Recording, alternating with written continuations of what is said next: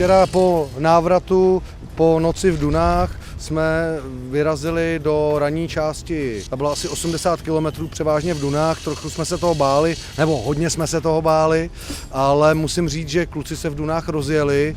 Dojeli jsme na přejezd krátkej do startu druhé vložky, tam jsme začali počítat, jestli vyrazíme nebo nevyrazíme do té druhé části. Díky tomu, že jsme ráno pozdě vyráželi z bivaku, tak jsme se rozhodli, že se na to vykašleme a pojedeme rovnou do bivaku, protože jsme za prvý sobě si nechtěli přidělat starosti, strávit další noc v dunách a za druhý taky týmu, aby jsme tam někde nezůstali viset zase. A jak jsme se potom dozvěděli od kluků z druhých posádek, tak jsme udělali dobře, protože to bylo masakr a opravdu by se to za tmy dojet nedalo.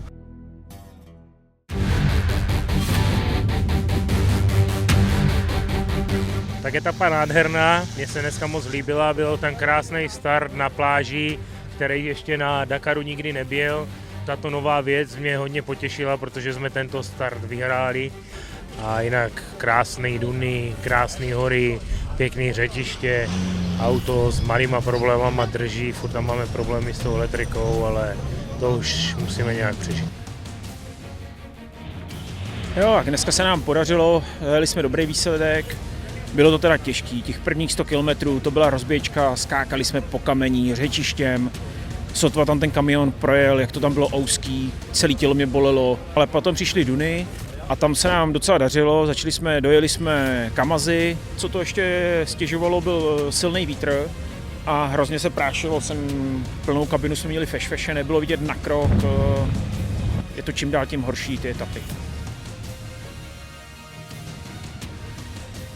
Tahle vložka teda byla úplně úžasná, to byla taková ta pravá dakarská. Byly tam ty mlátičky nekonečný, byly tam rychlé pasáže, no jako bombónek na dortě, tam bylo 100 km opravdu hodně těžkých dun. Jo. Start na pláži byl takový jako pokus o ty starý dakarský časy, kdy se startovalo hromadně na těch velkých plážích v Mauretánii. Na ty pláže nemám vůbec dobrý vzpomínky, my jsme tam přišli s Karlem Loprajzem jednou o vítězství na takové pláži. A hlavně hrozně mě vadí, jako když na ten kamion šplouchá ta mořská voda. To jako nikdy není moc dobrý.